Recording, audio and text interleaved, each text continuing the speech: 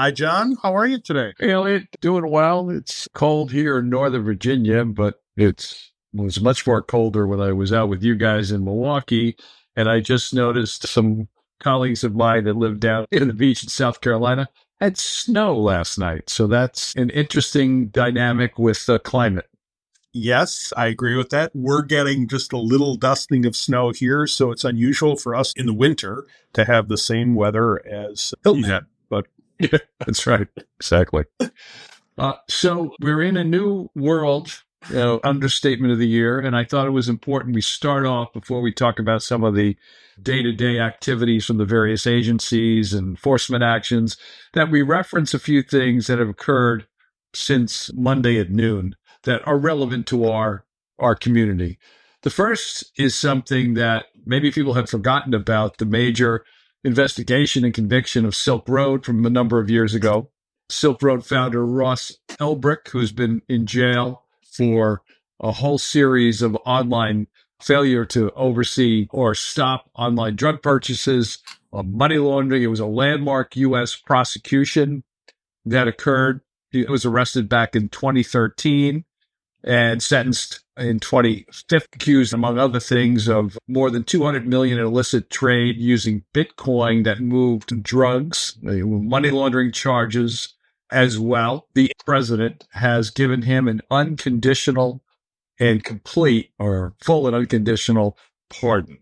And so this is highly unusual, to say the least. And let's just say, as a side issue, experts smarter than you and me could do a lot of conversation about the pardon power of any president. So that's a different issue and certainly deserves a lot more conversation. I've seen in a Reuters story that they think that this is another example of a significant reverse course on what has been a crackdown by regulators on the cryptocurrency sector. So that's something to think about here. But again, the arrest of Ulbricht and the prosecution, it brought to an end what prosecutors have described as a global black market bazaar that for 2 years was used by more than 100,000 people, as I said, to buy and sell $214 million worth of illegal drugs and other illicit services.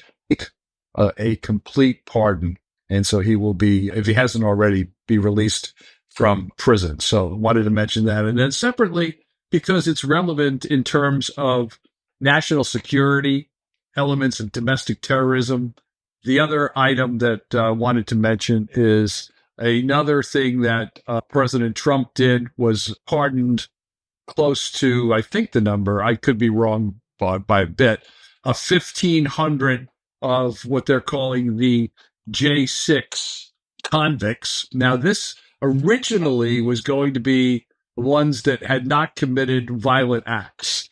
That changed. So a number of these individuals that are being pardoned were captured brandishing and using firearms, stun guns, flagpoles, hatchets, you name it. And even the incoming Vice President Vance had said over the weekend that if you committed violence on that day, obviously you shouldn't be pardoned. That didn't drive this decision. So those pardons have occurred. It's going to be more than an interesting number of years, but wanted to mention those two items up front. yes, I think we're going to see some things we haven't probably seen before. That it's an open question how that'll trickle through to day-to-day regulation, which you and I will talk about every week as we see what's going on. That is a good segue to one of the things we wanted to talk about today, and that was settlement agreement and consent order that was entered into by 48 of the U.S. states with the company Block. I think the focus of why we wanted to talk about it is that it was state action. And so we're seeing, and we've seen a little bit of an uptick over the last number of months, where state regulators are taking action in spaces where they have regulatory authority. So companies like Block in the U.S. need, in addition to any federal authority, they need state level authority to be a money transmitter. And so they register in every state, get a license, and the states have various control and regulatory mechanisms. This case had to do with the failure to have adequate AML controls and other controls in one of Block's products.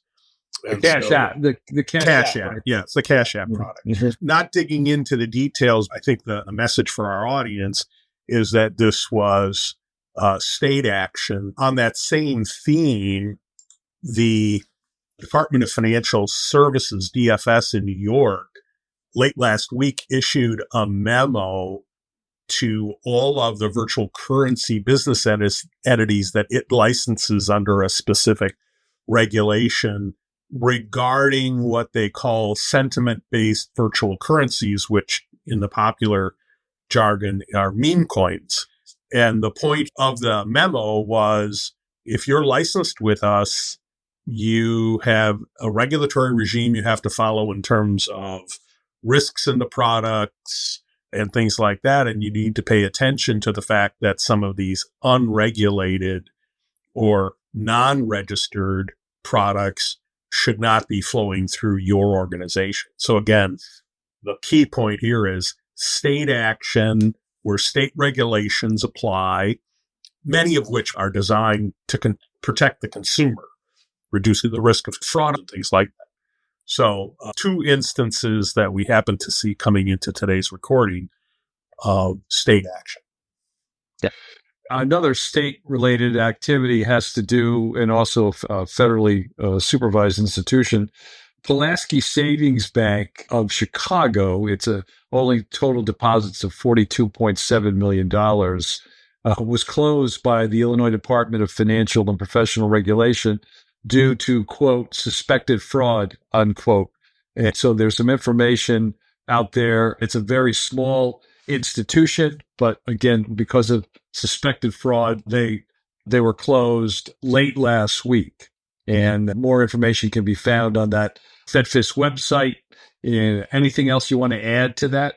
No, FedFis is a private organization that looks at banks' financial stability and also does, as we noted, reporting on Fed actions. The FDIC website also will have the information. As happens with most bank closures or failures, the deposits have been assumed by Millennium Bank, and others of the former Pulaski Savings Bank have access to the deposits, and things move on. The FDIC will be responsible for resolving the failure by selling assets and resolving other things. And this, as you mentioned, this was a state chartered bank, so this was joint with the Illinois bank regulator and the FDIC. Yeah, I forgot to mention with some of the other changes that have occurred just this week.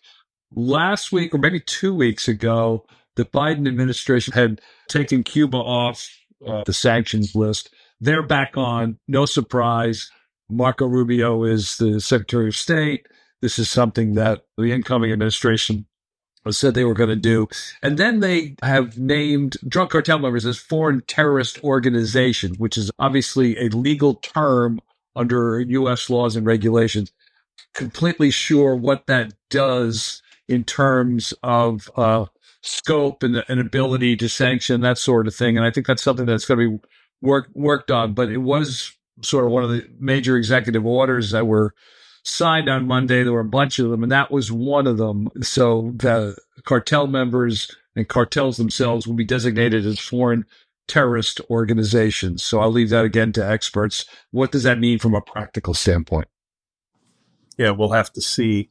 Another thing you and I saw and talked about briefly before we started recording is that the EU, which had put in place something called DORA, which was passed several years ago, but it came into effect at the end of last week. So DORA is the Digital Operational Resilience Framework, basically a cybersecurity regime that impacts 22,000 entities across the EU's countries. Many of them are in the financial services space. And it's a comprehensive effort to ensure that all the covered entities are maintaining adequate cybersecurity measures to prevent data theft, consumer fraud, and things like that. It's very comprehensive. It's got all kinds of reporting obligations. The report's not going to the EU, but going to the member states, the regulators, depending on where the covered entity is located. I think this is something that we're seeing more and more of at the governmental level, whether it's a group nations like the EU or individual countries.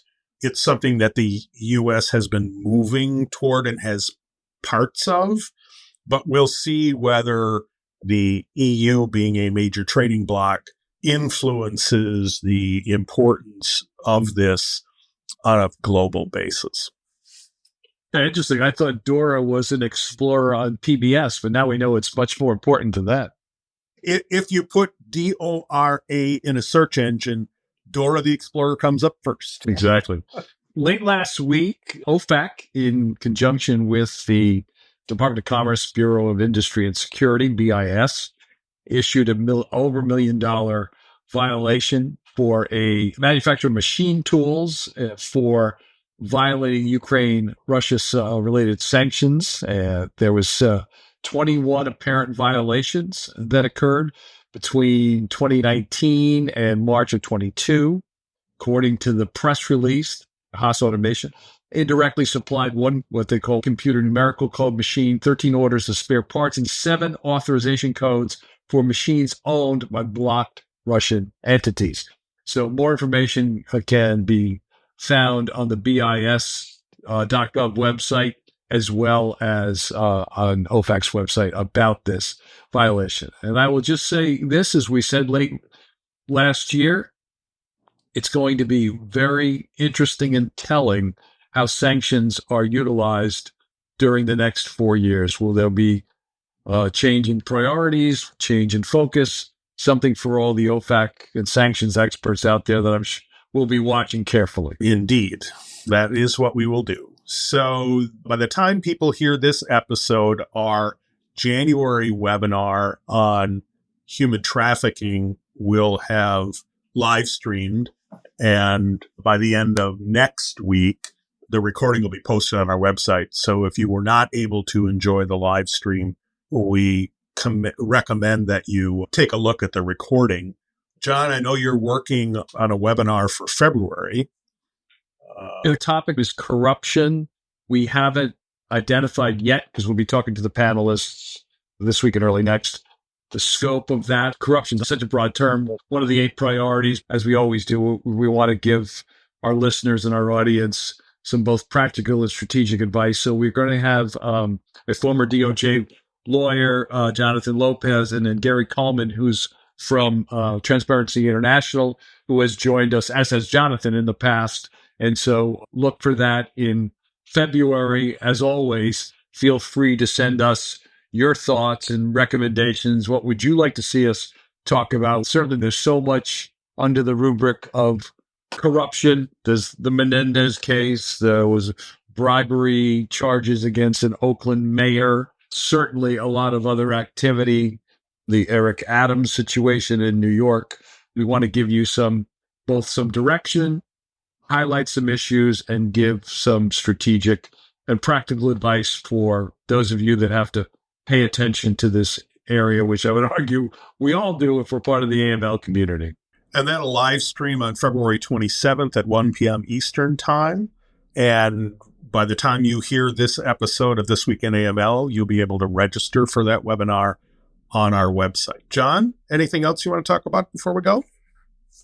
If you go to LinkedIn, we just posted today the AML Partnership Forum, which will be held here in Washington, D.C. on March 19th to the 21st at the Mayflower Hotel. This will be our 4th edition of this program that allows the exchange of information, exchange of ideas and strategies between the private and public sector. There'll be no press involved. This is an opportunity, as they say, under the Chatham House rules, to improve each other's direction regarding financial crime prevention and related topics. So take a look at that. And if you have particular questions about the forum, feel free to reach out to Elliot and I.